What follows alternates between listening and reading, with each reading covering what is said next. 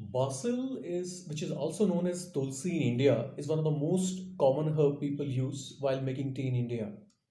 In the UK, I have seen people use basically basil for in the freshly made pizzas or in case of sandwiches.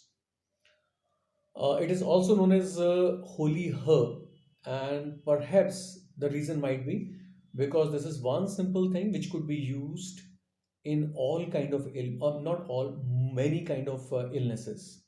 Because basil or tulsi leaves are antibacterial, antiviral, antifungal, anti-inflammatory, and also analgesic, basically which can kills the pain.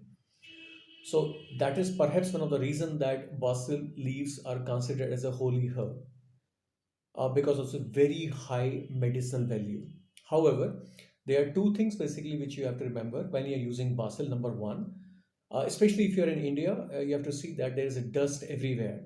So when you're taking the basil leaves, make sure that you wash them properly at least 5 or 6 times before putting in into your health tonic. Second, I have basically made a video on herbal remedies or natural remedies for any kind of fever. So in that, basically, when you are using the basil leaves, make sure you are not chewing the basil leaf. So you have to crush the basil leaf and then you have to put it into that health tonic, but not chewing it. So these are the two at least major benefit, major